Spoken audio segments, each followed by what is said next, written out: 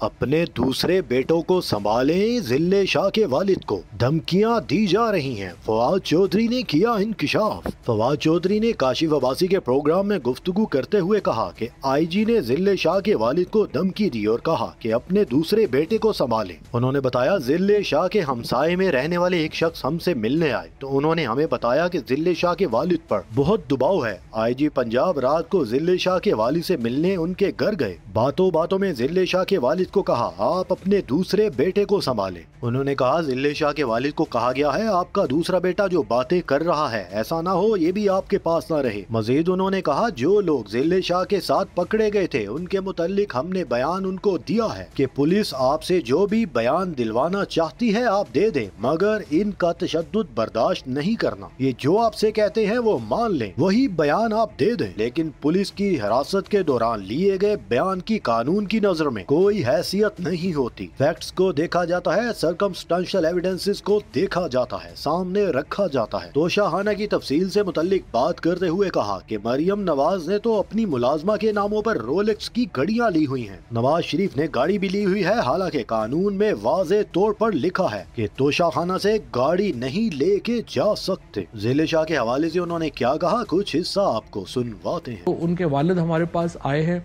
उन्होंने जो वहाँ पे उसकी जो एक मोहब्बत तो का काला तज़किरा डाला किया है, लेकिन उनकी वालदा की आपने देखी है कल टीवी प्रोग्राम में गुफ्तगू? अगर आप वालदा को जाके कहेंगे कि आपका एक ही बेटा रह गया और अगर आप उसकी ज़िंदगी चाहती हैं तो आप अपना मुंह बंद रखें, तो वो मंसूर के प्रोग्राम में आ जाएंगी। ये वाकई धमकी लगाई 101%। एक दिन पहले सुबह, इस रात की सुबह, एक जो अपना हमारे पास उनके साथ जो मोहल्ले के दूसरे लोग हैं वो आए मिलने और उन्होंने कहा जी उनके ऊपर बड़ा दबाव है, और आईजी जो हैं वो रात को उनके घर पे गए और उन्होंने बातों बातों में ये भी कहा है उनको कि एक तो आप अपने दूसरे लड़के को संभालें,